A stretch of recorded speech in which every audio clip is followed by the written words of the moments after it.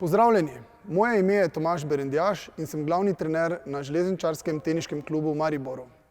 Pred 14 dnevi sva z Andrejem pokazala, kako izboljšati njegov dvoročni backhand, danes pa bova preverila njegov backhand slice in poskušala z vajo izboljšati tudi ta udarec. Pozdravljen, Andrej. Prav. Kje imaš težave?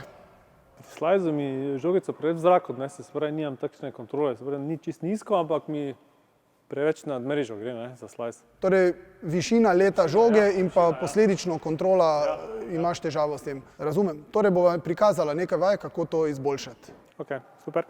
Za začetek je pomemben prijem, kako primemo lopar za backhand slice. Najboljši prijem, torej najbolj optimalen prijem je kontinentalen prijem. Andrej, pri backhand sliceu je zelo pomembno, da zadržimo bočen položaj, torej da leva roka v primeru desničarja ostaja zadaj. Torej, ta položaj po vsakem udarcu nekoliko zamrzneš. Greva, Andrej. Ja. Paziš na levo roko, kar pokažeš z levo roko nazaj. Tako, zelo dobro. Še enkrat. Tako, kar zadrži položaj na koncu. Pokaži tako, z roko nazaj in pa zadrži bočni položaj. Še zadnji udarec. Zelo dobro, Andrej. V rekreativnem tenisu se ogromno uporablja slice udarec, zato mislim, Andrej, da je pametno, da ga tudi izboljšava. Pa greva, Andrej. Odlično. Z levo roko kaži v smeri nazaj. Andrej, ohrani ravnotežje po udarcu. Tako, zelo dobro. Nizko si v kolenih. Odličen slice, kar zadrži položaj. Super, Andrej. Odlično.